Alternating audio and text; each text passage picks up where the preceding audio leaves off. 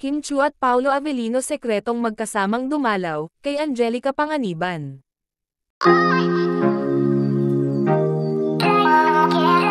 Kanina nga sa It's Showtime, ay binati ni Kimi, ang isa sa kanyang matalik na kaibigan, na si Angelica Panganiban, na may sakit daw ito. Kailan si Kimi? Sino?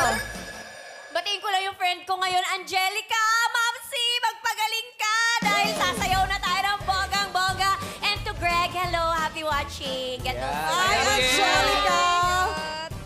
Yes, get well soon, Mamsi. Get well soon, Angge. We love you. Binati nga ni Kimi si Angelica Panganiban kanina kung saan ay binisita nila ito ni Paolo Avellino. Noong nakaraang araw, makikita nga sa isang larawan na kasama ni Paolo Avellino na nag-selfie itong si Angelica, pero kasama pala ang Kim Pao na pumunta.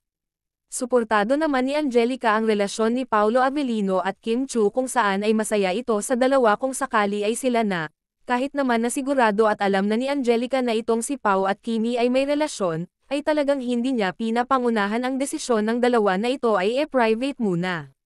Sabi pa ni Angelica noon sa isang old interview, na nakilala na daw niya at nakasama itong si Paolo Avellino at mabait naman daw, na pag-usapan nga nila ito ni Kim Chu, sa isa sa kanyang video noon, kung saan ay may segment silang jojowain, o totrupahin, pero ang napili ni Kimi ay jojowain, kaya naman dumagdag na itong si Angelica na talagang mabait daw itong si Paolo Avellino.